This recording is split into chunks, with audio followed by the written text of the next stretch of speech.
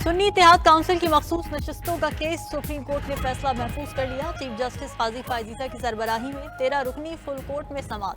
Chief justice ने कहा कि देखेंगे मुख्तसर फैसला मुमकिन है या नहीं।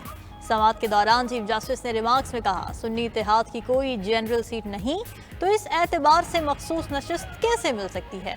जस्टिस अतहर बिनल्लाह ने कहा, इंतखाबात शफाफ हुए या नहीं, इलेक्शन कमीशन अपनी नेक नियति साबित करने के लिए डेटा नहीं दे रहा। एक सियासी जमात को इंतखाबी अमल से बाहर किया गया। क्या अदालत को इंतखाबी अमल में होने वाली गलतियों की तस्हीह नहीं करनी चाहिए।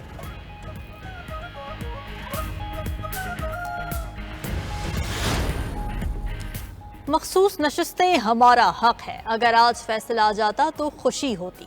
इलेक्शन कमीशन ने गैर आइनी और गैर कानूनी इकदाम किया। चेयरमैन पीटीआई बैरिस्टर गौहर की मीडिया से गुफ्तगू, कहा किसी भी पार्टी को तनासुब से ज्यादा सीटें देना ज्यादती है, अगर आज फैसला आ जाता तो खुशी होती।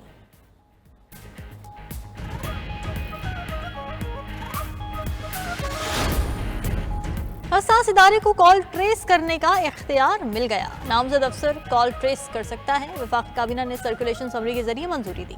फैसला कौमी सलामती के मफाद में किसी जुर्म के खदशे के पेश नजर किया गया। अफसर की नामजदगी का इख्तियार पाकिस्तान टेलीकम्युनिकेशन एक्ट 1996 के सेक्शन 54 के तहत दिया गया।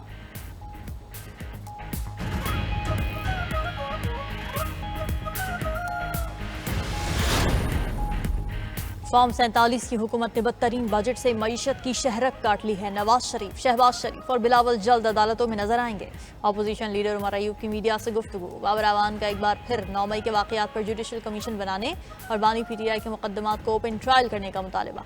बानी पीटीआई की बहन अलीमा खान कहती हैं, बानी पीटीआई पर इद्दत का केस झूठा है, हम अदालत से उम्मीद करते हैं कि हमें इंसाफ मिलेगा।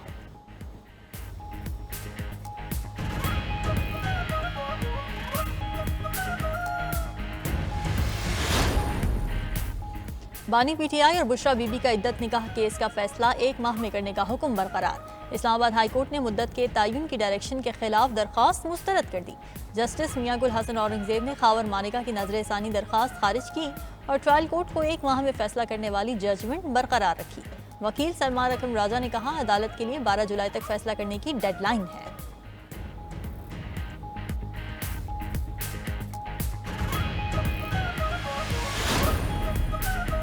NA 48 से मुतालिक केस इलेक्शन ट्राइब्यूनल का कामयाब उम्मीदवार राजा खुर्रम नवाज और रिटर्निंग अफसर को फॉर्म 45, 46 और 47 जमा कराने का हुक्म।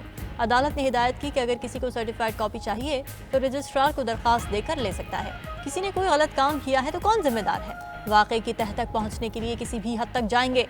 मजीद समाअत 15 जुलाई तक मुलतवी।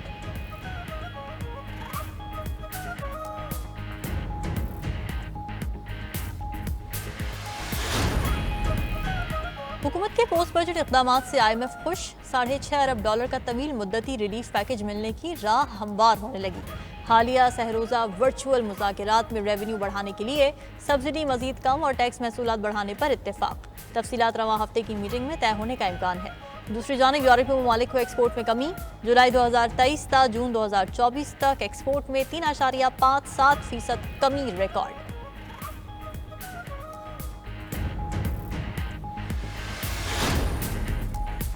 महंगाई से परेशान आवाम के लिए रिलीफ। 200 यूनिट्स तक बिजली टैरिफ में इजाफा वापस। वज़ीर आज़म की हिदायत पर वफाकी काबीना ने सर्कुलेशन समरी के जरिए मंजूरी दी। रिलीफ जुलाई, अगस्त और सितंबर के लिए दिया गया। सार्फिन को 50 अरब रुपए की सब्सिडी मिलेगी। माहाना 50 यूनिट तक लाइफ लाइन सार्फिन के लिए फी यूनिट टैरिफ 3.95 रुपए बरकरार। 51 से 100 यूनिट्स तक टैरिफ 7.74 रुपए होगा। वफाकी काबीना ने बिजली के बुनियादी टैरिफ में 7 रुपए 12 पैसे तक इजाफा मंजूर किया था।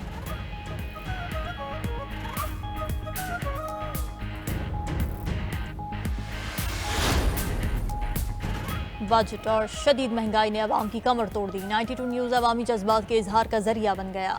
फ्रिज, पंखे, AC महंगे। इलेक्ट्रॉनिक्स की दीगर अशिया की कीमतें भी आसमान से बातें करने लगी। बल्ब, स्विच, बटन, इलेक्ट्रिक तारें, सीलिंग फैन की कीमत में 40% तक इजाफा। फर्नीचर से वाबस्ता तमाम रॉ मटीरियल की कीमतें भी पहुंच से बाहर।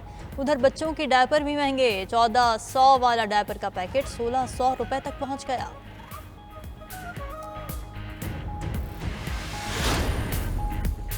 खैबर पख्तूनख्वा सरकारी मुलाजिमीन की पेंशन खत्म करने वाला पहला सूबा बन गया। खैबर पख्तूनख्वा हुकूमत ने पेंशन के निज़ाम को तब्दील करके नया निज़ाम मुतारिफ करा दिया। Khyber Pakhtunkhwa civil servant act 1973 में तरमीम करके नया निज़ाम मुतारिफ कराया गया। पेंशन के नए निज़ाम को शराकत दारी पेंशन का नाम दिया गया। जून 2022 के बाद भर्ती होने वाले मुलाजिमीन को माहाना पेंशन के बजाय यकमुश्त अदायगी होगी।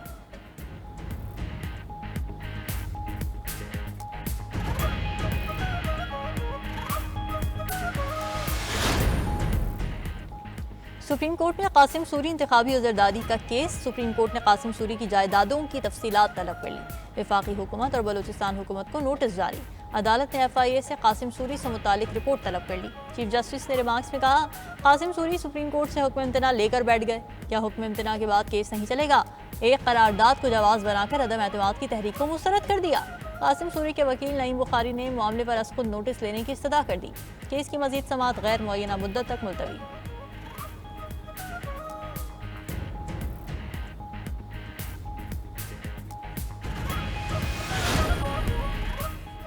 पंजाब में 10 से 15 जुलाई तक मॉनसून बारिशों के दूसरे स्पेल की पेशगोई। 12 से 14 जुलाई तक जनूबी पंजाब में आंधी और तेज बारिश मुतवक्के।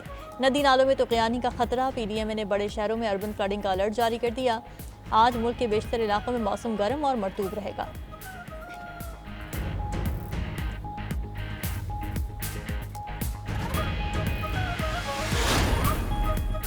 और चेयरमैन PCB मोहसिन नकवी से पाकिस्तान क्रिकेट टीम के कोचेस की मुलाकात। पाकिस्तानी खिलाड़ियों की कोचिंग के उमूर पर तबादला ख्याल। बैटिंग, बॉलिंग, खुसूसन फील्डिंग को बेहतर बनाने के लिए जामे प्लान वज़ाह करने का फैसला। खिलाड़ी की टीम में शमूलियत फिटनेस से मशरूत। पाकिस्तानी टीम में टैलेंट की कमी नहीं, अच्छे कॉम्बिनेशन का फुकदान है। मुलाकात में इत्तेफाक। चेयरमैन PCB ने कोचेस को फ्री हैंड दे दिया।